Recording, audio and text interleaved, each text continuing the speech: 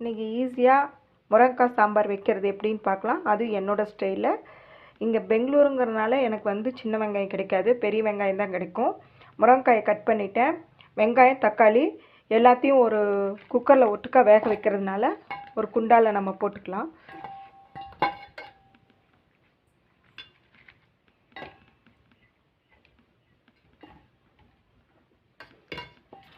Video எடுக்கிறதுனால எனக்கு கையில் பிடிச்சிட்டு எடுக்கிறதுனால கொஞ்சம் கஷ்டமாக இருக்குது.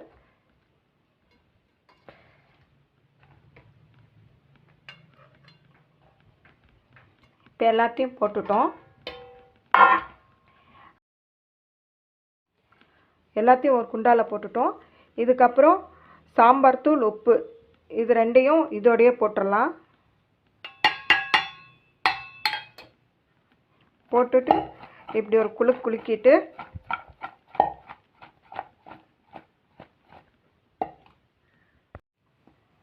முருங்கைக்காய், தக்காளி, வெங்காயம், சாம்பார் தூள், உப்பு இதெல்லாம் போட்டு இப்படி கலக்கி இங்கே குக்கரில் நான் வச்சுருக்கேன். பருப்பு போட்டுட்டு மஞ்சத்தூள், எண்ணெய் ஊற்றி ஒரு மணை வச்சுருக்கேன். இந்த மணைக்குள்ளே நம்ம இதை எடுத்து வச்சிடலாம். ஈஸியாக சீக்கிரம் முடிஞ்சிடும். சாம்பார் குழம்பு வைக்கலாம். இது ஈஸியாக செஞ்சிடலாம். இதுக்கு ஒரு இது பண்ணி விட்டுறலாம் மூடி. இந்த சமயத்தில் குக்கருக்கு மூடி போட்டு விசில் வரட்டும். 2 விசில் போதும், இல்லைன்னா முருங்கைக்காய் பிரிஞ்சிடும். இந்த டைமில் நம்ம தேவையானது புளி கரைச்சி வச்சுட்டு நான் தேங்காய் அரைச்சி ஊற்றுவேன். என்னோடய சிம்பிளானது பார்க்கலாம். ஃபுல் வீடியோ பாருங்கள். இப்போ குக்கர் விசில் அடங்கிடுச்சு. இதை எடுத்து பார்க்கலாம்.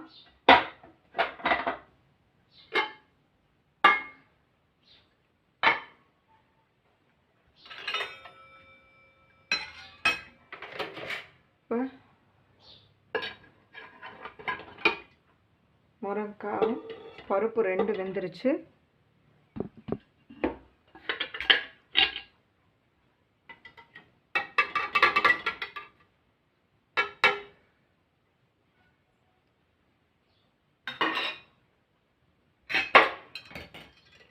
பருப்பு நல்லா வெந்துருச்சு. இந்த சமயத்தில்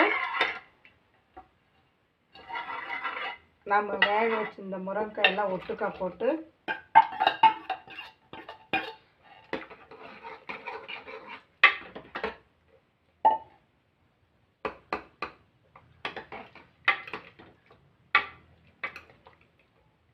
கொதிக்க விடலாம்.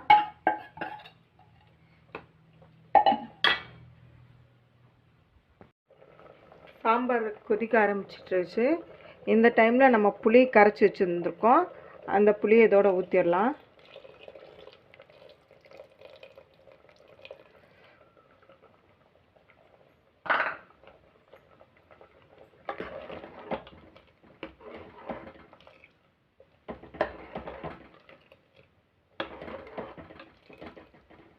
ஈஸியாக செஞ்சிடலாம்.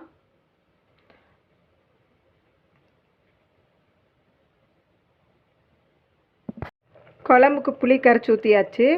இப்போ தேங்காய் பாலில் ஜீரகம், பூண்டு, தேங்காய் இது 3 அரைச்சி இதில் ஊற்றுறோம்.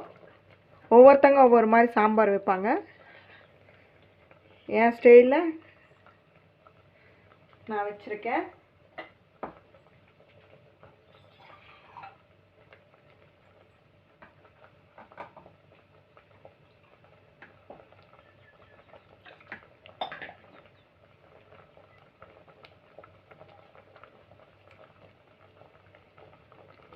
ஊற்றியாச்சு.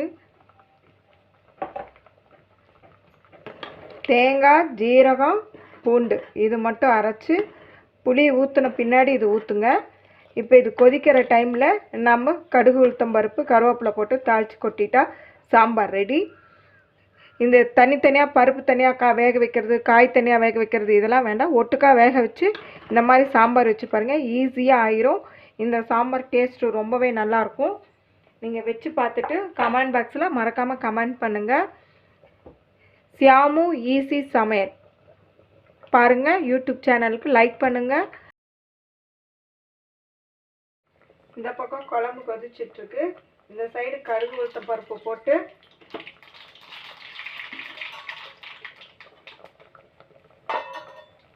தாளித்து கொட்டிடலாம்.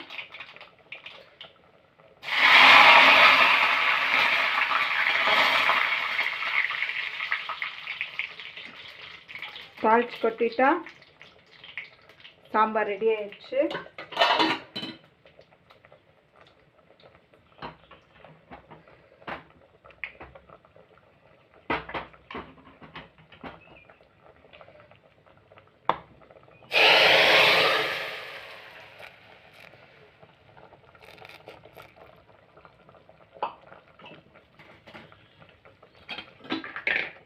சாம்பார் ரெடி ஆயிடுச்சு. இப்போ கொத்தமல்லி போட்டு சாம்பாரை ஆஃப் பண்ணிடலாம்.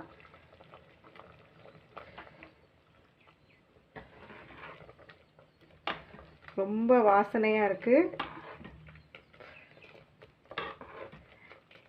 நான் செய்கிற மாதிரி செஞ்சு பாருங்கள். சாம்பார் ரொம்ப நல்லாயிருக்கும்.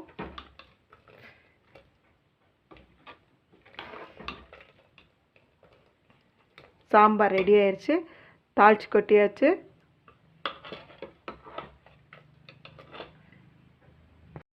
ஃப்ரெண்ட்ஸ், முருங்கைக்காய் சாம்பார் ரெடி ஆயிடுச்சு. சியாமு ஈஸி சமையலில் முருங்கைக்காய் சாம்பார் எப்படி ஈஸியாக வைக்கிறதுன்னு நான் சொல்லியிருக்கேன். ஃபுல் வீடியோவை பாருங்கள். என்னோடய ஸ்டைலில் நான் சாம்பார் செஞ்சுருக்கேன். சியாமு ஈஸி சமையலுக்கு பிடிச்சிருந்தா சப்ஸ்கிரைப் பண்ணுங்கள், லைக் பண்ணுங்கள், மறக்காமல் பெல் பட்டனை கிளிக் பண்ணுங்கள்.